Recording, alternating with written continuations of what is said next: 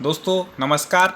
Top 50 study YouTube channel में आप सभी का स्वागत है। और दोस्तों लेकर के आ गए हैं, बहुत मांग जिसकी हो रही थी, समास का वीडियो। सब लोग बोल रहे थे कि सर हमें समास समझना है सरल भाषा में। तो आप निश्चिंत हो जाएं, यदि आज का आपने वीडियो पूरा देख लिया तो आपको आज के बाद कभी भी समास में गलती नहीं होगी। आप पूरे संस्कृत के समास हमेशा सही करके आएंगे। कई लोग सोचते हैं कि हमें हिंदी के समास आते हैं तो संस्कृत के बन जाएंगे। उनकी बहुत बड़ी गलत फहमी, गलत धारणा है। इसको आप भूल जाएं, संस्कृत के समास थोड़े अलग हैं। तो चलिए शुरुआत करते हैं समास की। और आपको बता दें कि संस्कृत की हम पूरी तैयारी आपको करा रहे एक एक चीज़। तो आप चैनल को सब्सक्राइबर ना हो तो सब्सक्राइब जरूर कर लेना, क्योंकि कई लोगों के पास लिंक नहीं आ पाती, फिर मैसेज आते हैं सर हमें ये वीडियो ना मिला। तो इसलिए आप सब्सक्राइब कर लें, आपको अपने आप लिंक मिलती जाएगी। तो देखें, अब समास पढ़ते हैं। समास का जो शाब्दिक अर्थ होता है वह होता है संक्षेप। ठीक है, समास का अर्थ क्या है? संक्षेप। तो यहाँ पर संक्षेप किया जाता है, ठीक है, समास में। अब देखें, जहाँ पर और एक और परिभाषा आती कि जहाँ पर दो शब्द आपस में मिलते हैं वहाँ पर क्या होता है? समास। संधि में क्या होता था? दो वर्ण आपस में मिलते थे, यहाँ दो शब्द मिलते हैं। चलिए, समासः पंचधा, मतलब समास 5 प्रकार के होते हैं। कौन कौन से? पूरे समास आज हम समझेंगे। पहला होता है केवल समास। पहला कौन सा है? केवल समास। दूसरा है अव्ययी भाव समास। तीसरा तत्पुरुष समास। चौथा द्वंद्व समास। और पांचवा बहुब्रीहि समास। ये संस्कृत के समास हैं। ठीक है, अब एक एक पर हम चर्चा करते हैं। बड़ी सरल भाषा में आपको समझाएंगे, चिंता मत करिएगा। संस्कृत है, आपको आपकी भाषा में समझ में आएगा। देखें, पहला है केवल समास। केवल समास की परिभाषा क्या है? तो संस्कृत की परिभाषा है, हम हिंदी में भी बताएंगे। साचा विशेष संज्ञा विनिर्मुक्तः केवल समासा प्रथमः। मतलब वह समास जो विशेष संज्ञा से विनिर्मुक्ता मतलब रहित होता है, वह केवल समास है। प्रथमा मतलब प्रथम समास है। देखिए क्या कह रहे हैं, वह समास विशेष संज्ञा से रहित केवल समास नामक प्रथम समास है। अर्थात जिस समास का कोई विशेष नाम नहीं रखा गया। विशेष संज्ञा मतलब होता है नाम, आप जानते होंगे। तो विशेष कोई नाम नहीं है, उसे क्या कहते हैं? केवल समास कहते हैं। अब इसके गिने चुने उदाहरण जो पेपर में आते हैं वो यहाँ पर मेन लिखे हैं। जैसे एक आता है भूतपूर्व, आपने देखा होगा कई संस्कृत के पेपर में पूछा गया। तो इसका समास विग्रह क्या हो जाएगा? पूर्वम भूतः। क्या हो जाएगा? पूर्वम भूतः, मतलब भूतपूर्व। ये याद करना पड़ेगा, आपको रटना पड़ेगा। इसके तो रटना ही पड़ेगा, और आगे के समासों के हम बता देंगे, इसके रट लो आप। अगला है बागर्था बिब, मतलब इसको आप तोड़ दो तो बागर्थऊ इब। ठीक है, बागर्थऊ इब। इस प्रकार से दो प्रश्न इसके ज़्यादा पूछे जाते हैं, आप इन दोनों को रट लें। एक इसके उदाहरण है केवल समास के। अब देखें, दूसरा जो समास है वह अव्ययी भाव समास है। एक एक चीज़ को अच्छे से समझना, वीडियो को कहीं भी स्किप नहीं करना, जिससे आपका कुछ भी ना छूटे। ठीक है, तो अब देखें, अव्ययी भाव समास है दूसरा। इसकी परिभाषा क्या है? प्रायेण पूर्व पदार्थ प्रधाना अव्ययी भाव समासः। मतलब जिस समास में पूर्व पद प्रधान होता है वह अव्ययी भाव समास है। ये परिभाषाएं पूछ लेते हैं। पूर्व पद प्रधान समास निम्न में से कौन सा है? पूर्व पद प्रधान समासा निम्नलिखितः अस्ति। अब 4 ऑप्शन दे देंगे। तो अब देखें, जिस प्रकार जिस समास का पूर्व पद अव्यय एवं प्रधान होता है, दो चीजें होना चाहिए। पूर्व मतलब पहला, तो जिसका पहला पद अव्यय भी हो और पहला पद क्या हो? प्रधान भी हो जिसमें। तथा समस्त पद अव्यय की भांति कार्य करता है, पूरा पद अव्यय की भांति कार्य करेगा, वहां पर क्या है? अव्ययी भाव समास है। अब इसको उदाहरण से समझें। देखो, यहाँ समास पद लिखा है, ये समास विग्रह है, उसका अर्थ है। एक एक चीज समझना। जैसे यहाँ लिखा पहला यथाशक्ति। अब देखो इसमें क्या कहा? पूर्व पद अव्यय होता है, तो यथा, इसमें पहला पद क्या है? पहला पद है यथा, दूसरा क्या है? शक्ति। ठीक है, तो यथा शक्ति, इसमें पहला पद क्या है? यथा। यथा क्या है? एक अव्यय है। यथा का अर्थ होता है जैसे, ठीक है, या अनुसार। तो इस प्रकार से, तो अब इसका जो संधि समास विग्रह करेंगे उसका क्या हो जाएगा? शक्तिम अनतिक्रम। याद कर लीजिएगा, यथाशक्ति का क्या हो जाएगा? शक्तिम अनतिक्रम। हम वही वाले संधि विच्छेद लाएंगे जो आपके पेपर में इसी में से आ जाएंगे। ठीक है, तो इसका अर्थ क्या हो जाएगा? शक्ति के अनुसार। अब देखें, सबसे ज़्यादा पूछा जाने वाला है प्रतिदिनम। आप देख लें, पहला पद क्या है? अव्यय है, प्रति। अब आगे लिखा है दिनम, और जब भी प्रति आ जाए जिसके साथ है उसको डबल कर देना है। जैसे प्रतिदिनम है ना, तो दिनम के साथ आया तो दिनम दिनम प्रति, प्रतिदिन। ऐसे ही प्रत्यक्षम, इसका वैसे संधि विच्छेद करेंगे तो प्रतिधन अक्षम ही है, तो अक्षम के साथ आया प्रति, तो अक्षम अक्षम प्रति। ये प्रति की हमने आपको ट्रिक बता दी कि प्रति जहां पर भी आ जाए जिस शब्द के साथ है उसको डबल कर देना है, तो अक्षम प्रति मतलब आंखों के सामने इसका ही अर्थ हो जाएगा। समास है, समास पद है सा हरि, सहरी। सा मतलब होता है सादृश्य के भाव में, ठीक है, सदृश समान के, तो सा हरि का क्या हो जाएगा, हरे है सादृश्यम, मतलब हरि के सदृश समान, ठीक है, सा से क्या लेना है, सादृश्यम। अब देखें एक और बात आपको बता दें कि उप भी क्या है, अव्यय है, सा भी अव्यय था। प्रथम पद इसमें हर चीज क्या आ रहा है, अव्यय आ रहा है, तो आप समझ जाएंगे अव्ययी भाव समास है, ठीक है। कुछ उदाहरण देख लें, जरूरी है क्योंकि उपगंगम, उपगंगम मतलब गंगाया समीपम, गंगाया समीपम मतलब गंगा के समीप। अधिहरि, अब अधि आ जाए तो हरऊ इति, ये क्या हो जाएगा, समास विग्रह हो जाएगा, हरऊ इति तो हरि में। अब ये सबसे ज्यादा पूछा गया निर्मक्षिकम, याद रखिएगा निह का अर्थ होता है अभाव में, तो मक्षिकाणाम अभावः, मक्षिकाणाम अभाव। आपको इन शब्दों के याद भी अव्यय के अर्थ याद कर लें, एक अलग से हम वीडियो आपको पढ़ा देंगे अव्यय का, जिससे आपको पता चल जाए किस अव्यय का क्या अर्थ है, तो आप क्या उसका विकसित अच्छे से कर सकते हैं, ठीक है। तो आप हमारे सब्सक्राइबर होंगे तो आपको नोटिफिकेशन अपने आप मिल जाएगा उसका जब वीडियो पढ़ाएंगे। तो मक्षिकाणाम अभावा मतलब मक्खियों का अभाव। आगे है अनु विष्णु, मतलब विष्णु पश्चात, अनु का अर्थ होता है पश्चात पीछे, तो विष्णु के पीछे। आगे देखें आ हिमालयम, आ का अर्थ होता है पर्यंत तक, तक, तो हिमालयस पर्यंतम मतलब हिमालय के पीछे, ठीक है, पर्यंत पीछे, उसके मतलब पहली पहले। अति हितम, अति हितम हिमम, सॉरी अति हिमम तो हिमस अत्या मतलब हिम का अत्या मतलब नाश। इस प्रकार से हमने देखा कि जिसमें प्रथम पद क्या था, अव्यय था, और पूरे जो शब्द का ही प्रयोग हो रहा है वो किस रूप में हो रहा है, अव्यय रूप में हो रहा है। तो यहाँ पे प्रथम पद यहाँ पर अव्यय हो, प्रधान हो, वहाँ पर अव्ययी भाव समास आता है।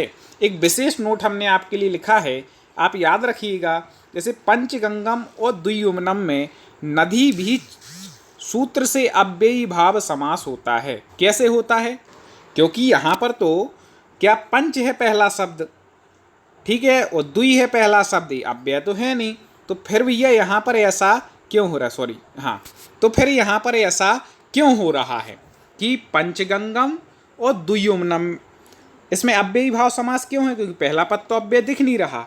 तो आप सीधे सीधे इसका लगा लेना कि नदी भी शब्द से मतलब नदियों के नाम के साथ, जैसे उपगंगम आया था ना ऐसे, तो उसमें क्या अव्ययी भाव समास होता है, ठीक है। पंचगंगम और द्वियुम्नम ये क्या है, एक अपवाद कहलाता है। तो इस प्रकार से यहाँ पर इसमें भी अव्ययी भाव समास हो जाएगा इन दोनों में। याद रखिएगा दो इसके मुख्य उदाहरण जो पेपर में पूछे जाते हैं, तो लोग कंफ्यूज हो जाते हैं कि पहला पद अव्यय तो दिख नहीं रहा, इसलिए आप चिंता मत करें, आप हमारे वीडियो को पूरा देख लेंगे, सारे समास क्लियर हो जाएंगे। तो पहला हमने पढ़ा केवल समास, क्योंकि उसका कोई नाम नहीं है, केवल ही है वह, पूर्वम भूता इत्यादि इसके उदाहरण है। दूसरा अव्ययी भाव, इसमें पहला पद अव्यय होता है। अब देखें तीसरा जो समास है तत्पुरुष समास, इसकी परिभाषा क्या है, प्रायेण उत्तर पद प्रधाना। अब मतलब पेपर में वो आपसे पूछेंगे ना तो इतनी परिभाषा दे देंगे, प्रायेण उत्तर पद प्रधानः समासः अस्ति, नीचे 4 ऑप्शन देंगे, तो आपको पहचानना है तत्पुरुषः समासः, मतलब प्रायः उत्तर पद प्रधान जहाँ पर हो वहाँ पर कौन सा समास होता है, तत्पुरुष समास होता है, ठीक है। यह समास प्रथमा के अतिरिक्त अन्य विभक्तियों में होता है, प्रथमा में के अतिरिक्त जो बाकी विभक्तियां हैं उसमें होता है, तथा इसके पूर्व पद में द्वितीया से सप्तमी तक विभक्तियां होती हैं। अब इसका भी पूर्व पद आपको क्या लगा लेना, पहला मतलब शब्द को अपन 2 भागों में तोड़ रहे हैं ना, तो पहला जो भाग होगा वो पूर्व पद होगा, तो पूर्व पद में द्वितीया से लेकर के सप्तमी तक की कोई विभक्ति होगी। आपने विभक्ति इत्यादि के वीडियो ना पढ़े हो तो चैनल में जाके प्लेलिस्ट में जाएं, संस्कृत भाषा में आप सारी विभक्तियाँ धातु रूप सब पढ़ सकते हैं, ठीक है, वीडियो डल चुके हैं। तो द्वितीया से सप्तमी तक विभक्ति होती है और उत्तर पद में प्रथमा विभक्ति होती है। उत्तर पद में कौन सी विभक्ति होती है? प्रथमा विभक्ति होती है तत्पुरुष समास में। एक और आपकी सहूलियत के लिए कर रहा है कि आप नीचे डिस्क्रिप्शन में देखेंगे ना, तो आपको प्ले लिस्ट मिल जाएगी इसकी संस्कृत की, तो आप डायरेक्ट पहुंच जाएंगे। कई लोगों को नहीं मिल पाती, इसलिए ऐसा कर देंगे, हम डिस्क्रिप्शन में डाल देंगे। तो अब तत्पुरुष में हमने क्या समझा कि प्रथम पद में द्वितीया से लेकर सप्तमी विभक्ति होगी, ठीक है, उसमें उत्तर पद प्रधान होगा, वो प्रधान नहीं होगा। तो अब इसके आगे हम इसके उदाहरण पढ़ते हैं। देखिए, कृष्णाश्रितः, कृष्णम मतलब द्वितीय विभक्ति आ गई, श्रितः इसमें कौन सी द्वितीय विभक्ति है, ठीक है। वीडियो थोड़ा बड़ा हो सकता है, थोड़ा समय निकालिए क्योंकि आपके ही नंबर आने वाले हैं, आपका फायदा होने वाला है। अश्वारूढ़ा, अश्वम आरूढ़ा, अश्वम द्वितीया, ठीक है, रामम पढ़ते ना, रामम ऐसे, अश्वम द्वितीय एक वचन, आरूढ़ा द्वितीय विभक्ति। और देखें, स्वर्गगतः, स्वर्गम, स्वर्गम आना चाहिए, बिंदी दिखनी रही, गतः द्वितीय विभक्ति वाले हो गए, ठीक है। अब बाण हता, बाणेन हता मतलब बाण से हता मतलब मारा गया, ठीक है, तो इसमें तृतीया हो गई। नख भिन्ना, तो नखैर भिन्ना, नखई भिन्ना मतलब नख से भिन्न, ठीक है, तृतीया हो गई। हरित्राता, हरिणा त्राता तृतीया विभक्ति हो गई, ठीक है। ए समास दिए हैं, ए उसकी विभक्ति दी है प्रथम और बाद में उसका शब्द दिया है, ठीक है।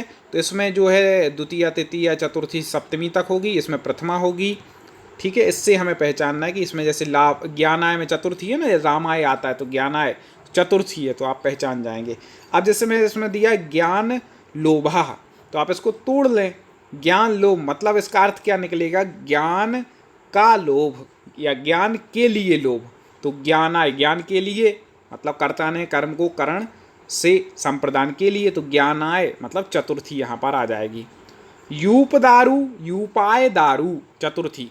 ये हम इसलिए बोल रहे हैं, इनको सुन लेना क्योंकि यही शब्द हमने देखा ज़्यादातर पूछे जाते हैं जिसमें है। भूतबली, भूताय बलि चतुर्थी विभक्ति, ये हो गई पूरी। अब पंचमी के देखें कौन से उदाहरण आते हैं। चोर भयम, ये सबसे ज़्यादा पूछा जाने वाला है, तो चोरात पंचमी, भयम भय के अर्थ में हमेशा पंचमी विभक्ति ही लगती है, याद रखिएगा। तो चोरात भयम पंचमी। और देखें राजभयम ऐसी, राज्ञा भयम पंचमी। वृक्ष पतितः, वृक्षात पतितः पंचमी, जब किसी से अलग होने की बात हो, वृक्ष से अलग हो रहे पत्ते इसलिए। राजपुरुषा, ये भी सबसे ज़्यादा पूछा जाने वाला। राज्ञः पुरुषः षष्ठी विभक्ति राज्ञः। नरपति, नराणाम पति षष्ठी बहुवचन, ठीक है, षष्ठी क्या है। राजपुत्रः, राज्ञः पुत्रः षष्ठी विभक्ति। इसके समास में आएगा तो ऐसा लिखा होगा, विग्रह पूछा जाएगा तो ऐसा, विग्रह दिया तो समास आपको ऐसा बनाना है। और पूछ लें कि कौन सी विभक्ति है, मान लो राज्ञः पुत्र दे दिया तो समझ जाना राज्ञा में षष्ठी है, ठीक है। अब देखें सबसे ज़्यादा ये भी पूछा जाता, अक्ष सौंडः, अक्षेसु सप्तमी रामेशु, ठीक है, राम शब्द की याद कर लें। सौंडः मतलब सप्तमी। पुरुषोत्तमा, पुरुषेषु उत्तमः सप्तमी विभक्ति। अध्ययन कुशला मतलब अध्ययन में कुशल, में मतलब सप्तमी, ठीक है, अध्ययने कुशलः सप्तमी विभक्ति।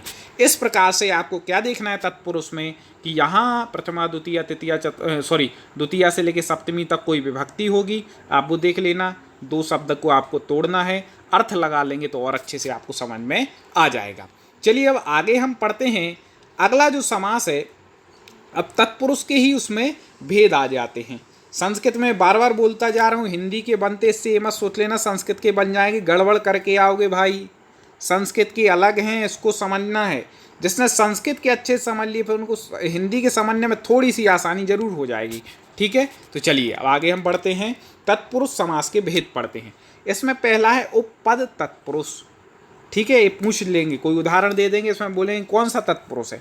तो उपपद तत्पुरुष में क्या होता है, इसमें उत्तर पद में कोई क्रियावाचक शब्द, उत्तर पद तो रहेगा लेकिन क्रियावाचक शब्द हो जाएगा, इसलिए समास को उपपद कहते हैं। उपपद मतलब एक और पद जुड़ जाता है, क्रियावाचक शब्द। देखें जैसे उदाहरण है मर्मज्ञः, मतलब मर्मम जानती, जो मर्म को जानता है वो कौन कहलाता है, मर्मज्ञ। दूसरा है चर्म करः, चर्मम करोति, ठीक है, जो चमड़े का काम करता है। कंबलदः, कंबलम ददाति, कंबल को देने वाला। प्रभाकरः, प्रभाम करोति, जो प्रभा करता है, प्रकाश करता है, प्रभाकरा। कुंभकारा, कुंभम करोति, ठीक है। कुंभम करोति इति कुंभकारः, तो जो कुंभ को करता है घड़े को बनाता है। ठीक है, तो इस प्रकार से आप लगा लेंगे कि जो जिसमें एक्सपर्ट होता है उसकी बात को लेकर के, मतलब ये कि यहाँ पर क्या हो गई, उपपद जुड़ गया, जानने वाला, करने वाला, देने वाला। इस प्रकार से क्या हो गया, क्रियावाचक उपपद है, करना क्या है क्रिया, देना क्या है क्रिया, तो एक क्रियावाचक उपपद उसमें जुड़ जाता है। अब आगे देखें, नए तत्पुरुष, ये तो कई बार पूछा गया, हर पेपर में मैंने देखा एक आध उदाहरण आता है। इसके समझने के लिए हम समझते हैं नए तत्पुरुष क्या है। इसमें पूर्व पद में निषेधार्थक, निषेधार्थक शब्द कौन होते, आ, अन का प्रयोग होता है। कोई भी उदाहरण में शुरू में आ लगा हो, अन लगा हो, तो फिर हमें दिमाग लगाना है कि इसमें नए तत्पुरुष हो सकता है। जैसे आ ब्राह्मण, तो ना ब्राह्मण है ती आ ब्राह्मण। अनस्वः, आ लगा है ना, आ निषेधार्थक है, तो निषेध मतलब नए समास, नए तत्पुरुष समास। ठीक है, या नए समास भी लिख सकते हो, तत्पुरुष ना लिखे तो आप यही समझना। तो अनस्वः मतलब ना अस्वः इति अनस्वः। आगे देखें, प्रादि तत्पुरुष, जब तत्पुरुष के प्रथम शब्द कु प्रा आदि उपसर्ग अथवा गति संज्ञक होता है, कु प्रा आदि उपसर्ग लगे हों या फिर गति संज्ञक हो, तो वह प्रादि तत्पुरुष समास होता है। देखें कैसे, कुपुरुषः, कुत्सित पुरुषः, मतलब कई बार ऐसा हो जाता कि कुपुरुषः दे दिया और उन्होंने उसमें क्या लिख दिया, ऑप्शन में तत्पुरुष लिख दिया, अव्ययी भाव आदि लिख दिए, प्रादि नहीं लिखा, तो वहाँ पे आपको तत्पुरुष ही लगाना है। जब प्रादि लिखा होगा तो फिर तत्पुरुष की जगह प्रादि लगाना है। ठीक है, इस प्रकार से। तो कुपुरुषः, कुत्सित पुरुषः इति कुपुरुषः। प्राचार्यः, बेरी बेरी IMP, प्राचार्य सब याद रखिए, कई बार पूछा गया। तो प्रगतः आचार्यः इति प्राचार्यः। ठीक है, अब आगे देखते हैं तत्पुरुष के अन्य भेद। कर्मधारय समास याद रखिएगा तत्पुरुष का ही भेद है, और अभी एक और आएगा वो हम आगे बताएंगे, अभी से नहीं बता रहे। ठीक है, तो अब देखें कर्मधारय समास समझते हैं। तत्पुरुष भेद कर्मधारय, तत्पुरुष का भेद कर्मधारय समास है। इसमें क्या होता है आगे देखें। यदि दोस्तों आपको वास्तव में समझ में आ रहा है तो मेरा निवेदन है कि वीडियो को लाइक जरूर कर दें, लाइक पर क्लिक कर दें, और ये आपको जो लिंक जहाँ से भी मिली उसको आगे शेयर जरूर करें, जिससे और मित्र भी संस्कृत को पढ़ सकें। देखें, जब विशेषण और विशेष का परस्पर समास होता है, किसमें, विशेषण और विशेष का जब आपस में समास होता है तो उसे कर्मधारय समास कहते हैं। देखिए क्या है, जिस समास में एक पद दूसरे पद की विशेषता बतलाता है, एक पद है वो दूसरे पद की क्या करेगा, विशेषता बतलाएगा, दो शब्द होंगे तो वह कर्मधारय समास है। इसका भी उत्तर पद प्रधान है, इसमें भी उत्तर पद प्रधान है, लेकिन एक पद दूसरे पद की विशेषता बतलाएगा या फिर विशेषण विशेष भाव होगा, वो क्या कहलाता है वो देखें। जैसे नीलोत्पल, तो नील उत्पल दो शब्द हैं। ठीक है, तो नील मतलब नीला, ठीक है, उत्पलम तो नीला है जो उत्पल कमल, तो उसको क्या कहेंगे, नीलोत्पल। अब आप समझ गए कि नीले से क्या उत्पल की विशेषता बतलाई जा रही है। ठीक है, तो विशेषण क्या है, नील, उत्पल क्या है, विशेष। ठीक है, विशेषण क्या है, नील, उत्पल क्या है, विशेष है। तो नील किस पद की विशेषता बतला रहा है, उत्पल की। तो अब इसका विक्षित कैसे करेंगे, नीलम च तत् उत्पलम इति नीलोत्पलम। नीलोत्पल की क्या, नीलम च तत् उत्पलम। ये उदाहरण तो वास्तव में गजब है, याद रखिएगा, यही उदाहरण मैंने देखा पूछे जाते हैं। आगे देखें, वीर पुरुषः, वीरः च असौ पुरुषः इति वीर पुरुषः। अब देखें कृष्ण सर्पाई, कई बार पूछा गया, कृष्णः च असौ सर्पः इति कृष्ण सर्पः। अब सीधी सीधी बात, कृष्ण सर्पा मतलब काला सांप, काला सर्प, तो कृष्ण मतलब काला हो गया विशेषण, और विशेषता किसकी बतला रहा है, सर्प की, मतलब सांप की। वीर पुरुषा, तो पुरुष क्या हो गया, विशेष हो गया, और वह वीर है ये उसकी विशेषता है, तो विशेषण विशेष भाव यहाँ पर आ रहा है। ठीक है, ऐसे, या उपमान उपमेय भाव भी इसको कहते हैं। ठीक है, जैसे यहाँ पे कृष्ण सर्पा में उपमेय हो गया सर्प, उपमान हो गया कृष्ण, इस प्रकार से हम कर सकते हैं। जीर्ण तरिह, जीर्ण चा असौ तरिहि। ठीक है, महात्मा, ये कई बार पूछा गया, महान चा असौ आत्मा, मतलब महान है जो आत्मा, भाई कौन है, महात्मा है। घन श्यामः, घन श्यामः, ठीक है, तो घन इब श्यामा, इब मतलब समान, पुरुष व्याज्ञः पुरुषः व्याघ्रः इव। तो आपने क्या समझा इसमें कि भैया जो पहला जो इसका समन्वय वो होगा वह विशेषता बतलाने वाला होगा, विशेषण होगा। बाद का शब्द विशेष्य होगा अधिकतर उदाहरणों में, और जहाँ पर उपमान उपमेय या विशेषण विशेष भाव आता है वहाँ पर कर्मधारय समास होता है। ठीक है, जो चीज़ आपको समझ में ना आए तो कमेंट में दोबारा पूछ सकते हैं। इस वीडियो को आप 2 बार देख लेंगे एक बार से तो और अच्छे से क्लियर हो जाएगा। अब एक और भेद है किसका, तत्पुरुषई का है, याद रखिएगा, दिगु समास। दिगु समास भी किसका भेद है, तत्पुरुष का। आगे देखें इसकी क्या परिभाषा है। संख्या पूर्वो दिगुहु।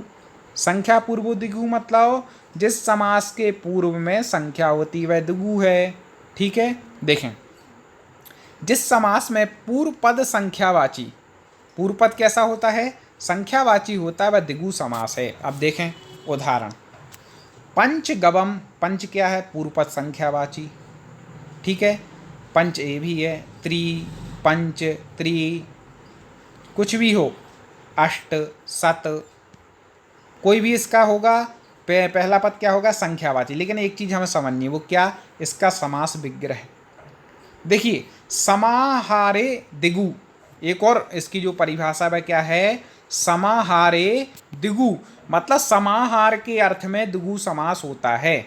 जैसे पंच गवम, अब समाहार लगाना है तो पंच में पंचानाम, क्योंकि 5 हैं, बहु है, बहुवचन है, तो पंचानाम क्या है, गाय हैं, तो गवाम।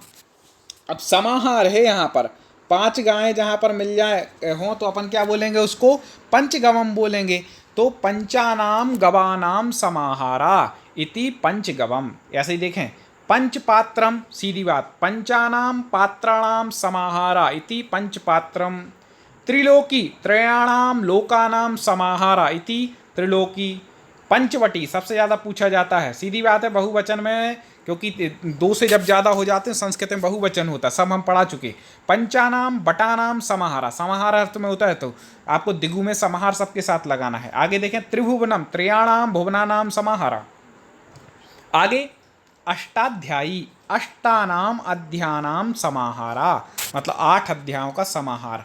अष्टाध्यायी किसकी रचना है, क्वेश्चन हम आपको दे रहे हैं, प्रश्न, जिसका उत्तर आपको कमेंट में बताना है, जरूर से बताना है दोस्तों। देखते हैं आपकी कितनी रुचि है, कितने लोग सही बताते। अष्टाध्यायी किसकी रचना है, उनका नाम आपको कमेंट में लिखना है। आगे देखें, शताब्दी, शत मतलब होता है 100, तो शतानाम आपदानाम समाहार। यदि आपको संस्कृत की गिनती ना बनती हो तो हम वीडियो डाल चुके हैं, आप वो देख लें। आप यूट्यूब पे सर्च करें टॉप 50 स्टडी, यूट्यूब पे लिखें तो हमारे वीडियो आपको क्रम से मिल जाएंगे। आगे देखें, इसमें भी एक नोट लिखा है कि नदी भी सूत्र से नदीवाची में समाहार अर्थ में दिगु ना होकर अव्ययी भाव समास होता है। जैसे वहाँ पर पढ़ा था ना पंचगंगम, तो यहाँ पर तो ऐसा आना चाहिए पंचानाम गंगानाम समाहारा। तो यहाँ पर समाहार जब लिखा है तो फिर दिगु क्यों नहीं आया, वहाँ पे अव्ययी क्यों आया, क्योंकि गंगा नदी के अर्थ में है इसलिए। तो जब भी नदी के अर्थ में कोई होगा, भले उसमें पंच हो, तो भी हमें क्या लिखना है, समाहार अर्थ में ही क्यों ना हो, तो वहाँ पर अव्ययी भाव समास होगा, ना कि दिगु। ये याद रखिएगा। जैसे पंचगंगम का पंचानाम गंगानाम समाहारा, अब कोई बोले तो समाहार है भैया, तो हम तो सीधा दिगु लगाएंगे, नहीं 5 लिखा है तो दिगु लगा नहीं लगाएंगे। गंगा नदी के अर्थ में है तो नदी भी सूत्र से क्या हो जाएगा, अव्ययी भाव समास। द्वियोमनम द्वयो, द्वि में द्विवचन, द्वयो यमुनयो समाहारा, तो ये भी याद रखना है। द्वि है तो इसमें भी द्विवचन, इसमें भी द्विवचन। ठीक है, तो ये अव्ययी भाव समास हो गया। अब देखें बहुब्रीहि समास। बहुब्रीहि समास देखें, प्रायेण अन्य पद प्रधान बहुब्रीहि समासः, मतलब प्रायः अन्य पद प्रधान जो होता है वहाँ पर बहुब्रीहि समास होता है। देखें कैसे, जिस समास में दोनों पद प्रधान ना होकर अन्य पद, अन्य मतलब तीसरा, अन्य पद प्रधान होता है, मतलब 2 यहाँ पे, अभी तो एक इस तरफ आ रहा था प्लस के एक इस तरफ, लेकिन यहाँ पर ना इसकी प्रधानता होगी ना इसकी, कोई तीसरा अर्थ निकलेगा और वो प्रधान होगा। ठीक है, अर्थात दोनों पद मिलकर किसी अन्य की ओर संकेत करें, वह बहुब्रीहि समास कहलाता है। उदाहरण से इसको आप और अच्छे से समझिए, देखिएगा भाई। तो एक और मेरा एक आपसे निवेदन था कि आप हमारे सब्सक्राइबर तो बन गए, लेकिन यदि बेल आइकन को दबा लेंगे तो वीडियो का आपको नोटिफिकेशन की तुरंत आइकन भी बच जाएगा। आपका ही इसमें बड़ा फ़ायदा होने वाला है, क्योंकि कई मित्र हम देखते कमेंट में लिखते सर हमें इसकी लिंक बता दें, वीडियो कहाँ मिलेगा। अरे भाई सब्सक्राइब कर लो, टेंशन फ्री, आपके पास तुरंत जानकारी आएगी। आपको वीडियो अच्छा लगे ज़रूर देखें, ठीक है। देखें कंठे कालः, अरे बहुप्रीहि समास पढ़ रहे तो इसमें क्या अन्य पद प्रधान है, कंठे काला, तो इसमें यस् सहा या एन सहा अपन को सबके साथ लगा होगा। विग्रह में क्या लगा होगा, यस् सहा या एन सहा, याद रखिएगा, ठीक है। तो अब देखें इसके उदाहरण को, कंठे काला यस् सा, उनको क्या बोलेंगे, कंठे काला बोलेंगे, जिनका कंठ, कंठे मतलब क्या, कंठ होता गला, ठीक है। प्राप्तोदका प्राप्तम उदकम येन सहा, मतलब जिसने उदक जल को प्राप्त कर लिया है वो प्राप्तोदका हो जाएगा। पीताम्बरा, पीला है अंबर जिसका, तो पीतम पीला, अंबरम मतलब वस्त्र, यस मतलब जिसका, सह मतलब वह, पीताम्बर है। पीला है अंबर जिसका, वह, सह मतलब वह, पीताम्बरा, ठीक है। चक्रपाणी, पाणी मतलब हाथ में है, चक्र जिसके, तो चक्रम पाणौ यस्य सः इति चक्रपाणी बहुब्रीहि समासा। आगे और समझना, अभी खत्म नहीं हो गया। लंबोदरा, लंबम उदरम यस्य सः, लंबा है उदर जिसका, लंबोदरा। अब यहाँ पे देखो तीसरा अर्थ निकल रहा कि नहीं, लंबोदरा गणेश जी को कहते हैं, चक्रपाणी कृष्ण जी को कहते हैं, पीताम्बर भी उनको कहते हैं, ठीक है। कंठे काला शिव जी, ऐसे नीलकंठा भी उन्हीं को, नीलम कंठम यस्य सः, नीला है कंठ जिसका। गदा पाणी, गदा पाणु यस्य सः, गदा पाणी, जिनके पाणी मतलब हाथ में गदा है, कौन है कमेंट में आप बता सकते हैं, सब जानते हैं। चंद्रचूड़ा, चंद्रा चूड़ा में यस्य सः, जिसके चूड़ा पर क्या है, चंद्र है, ये भी सबने देखा है। चलिए आगे बढ़ते। अब बहुव्रीहि के बाद हमें पढ़ना है द्वंद्व समास। अब इसके भी भेद हैं, इसको अच्छे से पढ़िएगा। द्वंद्व समास को देखें, आप वीडियो की चिंता मत करें, बड़ा होने दो, कोई दिक्कत नहीं, 2 बार में देखना के, लेकिन पूरा देखना मेरा निवेदन। देखिए द्वंद्व समास क्या है, प्रायेण उभय पद प्रधान, प्रायः मतलब जिसमें उभय पद प्रधान होता है वो द्वंद्व है। प्रायः दोनों पद प्रधान द्वंद्व समास में होते हैं। इस समास में आए हुए सभी पद समान विभक्ति वाले होते हैं, याद रखिएगा। दोनों जो पद होंगे इस तरफ वो समान विभक्ति वाले होंगे। इसमें प्रत्येक शब्द के बाद विग्रह की अवस्था में चा अक्षर आता है, और बीच में विग्रह करना है तो क्या, चा लगा देते। लेकिन इसके भेद हैं, वो समझना है। देखो द्वंद्व के 2 भेद हैं, क्योंकि भेद ही पूछता है। एक है इतरेतर द्वंद्व, इसमें समान विभक्ति वाले 2 या 2 से अधिक पदों का समास होता है। जैसे समान विभक्ति होगी, ऐसे 2 या 2 से अधिक पदों का क्या हो जाएगा, समास हो जाएगा। देखें अर्थ धर्मऊ, ठीक है, तो अर्था चा लगाना है बीच में, याद रखिएगा। धर्मा चा, 2 शब्द हैं, दोनों के बीच में आप तो चा लगा दें विक्षित करके। ईश कृष्णऊ, ईसा च कृष्णा च, दोनों की प्रधानता है। राम लक्ष्मणऊ, सबसे ज़्यादा पूछा जाने वाला, रामश्च लक्ष्मणश्च।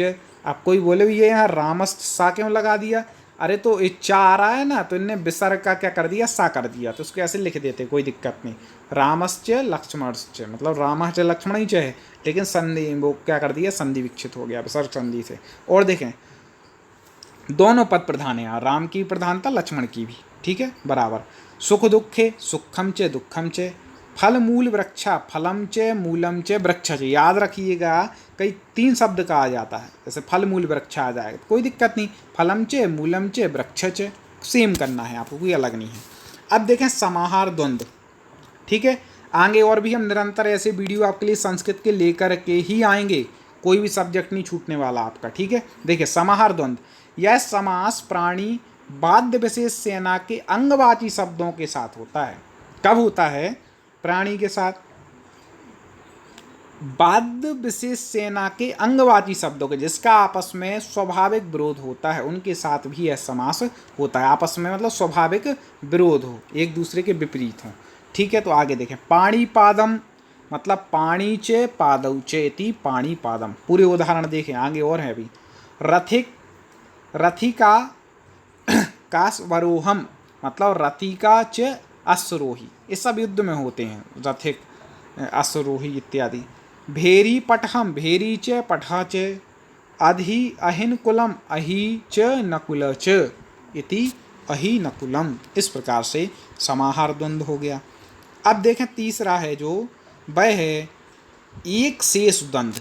कई लोग सोचें तो पहली बार सुना रहे भाई, सब पढ़ना है संस्कृत में। देखें, जब समास में आए हुए शब्दों में एक शब्द शेष रह जाए किंतु वचन के द्वारा एक दूसरे शब्द का भी बोध कराता रहे, शब्द एक शेष रह जाए लेकिन वचन के द्वारा ऐसा लगे कि नहीं भैया एक और शब्द यहाँ पर है, तब शेष एक शेष द्वंद्व होता है। अब इसको उदाहरण से समझेंगे, आपको आसानी समझ में आ जाएगा। देखें, बाल कहू, अब देखें शब्द तो एक है भैया, लेकिन आपको लग रहा है कि यहाँ पर दो का प्रतीक है, बाल को द्वितीय वचन है, तो क्या होगा, बालकः च बालकः च, पितरऊ, ये सबसे ज़्यादा पूछा जाने वाला, माता च पिता च, इसको क्या बोलते हैं, पितरऊ, माता पिता, शॉर्ट में क्या बोल दिया, पितरऊ।